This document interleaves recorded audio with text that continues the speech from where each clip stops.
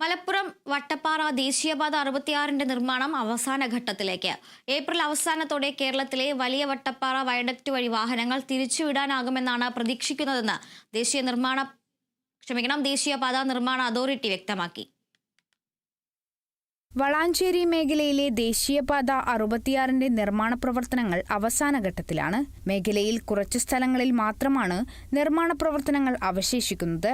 അപ്രതീക്ഷിതമായി കണ്ടെത്തിയ വലിയ പാറകൾ പൊട്ടിച്ചുമാറ്റുന്നതിനാലാണ് നിർമ്മാണം വൈകിയത്. 2 ആഴ്ചയ്ക്കുള്ളിൽ പാറകൾ നീക്കം ചെയ്ത് റോഡ് ടാറിംഗ് തുടങ്ങാൻ സാധിക്കും.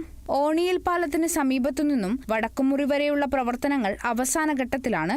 ഏപ്രിൽ അവസാനത്തോടുകൂടി വയഡക്ട് വഴി വാഹനങ്ങൾ തിരിച്ചുവിടാൻ സാധിക്കുമെന്നാണ് പ്രതീക്ഷയെന്ന് അധികൃതർ പറഞ്ഞു. വളാഞ്ചേരി ടൗണിലെ രൂക്ഷമായ ഗതാഗതക്കുരുക്കും അപകടങ്ങൾ കൂടിയ വട്ടപ്പാറ വളവും ഒഴിവാക്കി ദീർഘദൂര വാഹനങ്ങൾ തൊഴുവാനൂർ കാട്ടിപ്പരുത്തി പാടശേഖരങ്ങൾക്ക് മുകളിൽ കൂടി 30 മീറ്ററോളം ഉയരത്തിലുള്ള വയഡക്ട് വഴി ചീറിപ്പായും. Kerala Vision News, Malappuram.